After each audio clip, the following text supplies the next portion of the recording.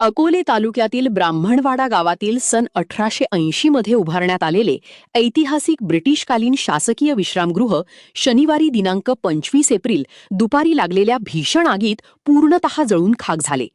गावाच्या ऐतिहासिक वारशाचे प्रतीक मानले जाणारे हे विश्रामगृह आगीत भस्मसात झाल्याने परिसरात हळहळ व्यक्त होत आहे. मिळालेल्या माहितीनुसार विश्रामगृहाच्या मागील डोंगरावर अचानक वणवा पेटला. काही वेळातच या वणव्याने भीषण रूप धारण करत विश्रामगृह परिसरातील झाडे, गवत आणि वनस्पतींना वेढा घातला. आगीची तीव्रता एवढी प्रचंड होती की काही क्षणातच संपूर्ण विश्रामगृह ज्वाळांच्या विळख्यात सापडले आणि पूर्णपणे जळून खाक झाले. घटनेची माहिती मिळताच महाराष्ट्र राज्य पत्रकार संघाचे राज्य सरचिटणीस तथा दैनिक समर्थ गावकरीचे संपादक डॉक्टर विश्वासराव आरोटे यांनी तात्काळ घटनास्थळी धाव घेतली. त्यांनी वरिष्ठ अधिकारी व वनविभागाशी संपर्क साधून परिस्थितीची माहिती दिली व मदत कार्याचा पाठपुरावा केला.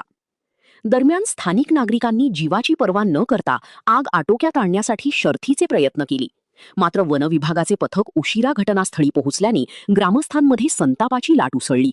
वेळेत मदत मिळाली असती तर ऐतिहासिक वास्तू वाचू शकली असती, अशी भावना ग्रामस्थांनी व्यक्त केली.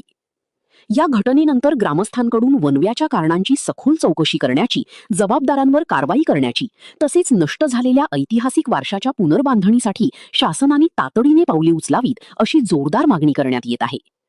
ब्राह्मणवाड्याच्या इतिहासाचा एक महत्त्वाचा ठेवा आगीत नष्ट झाल्याने संपूर्ण परिसर शोकमग्न झाला आहे.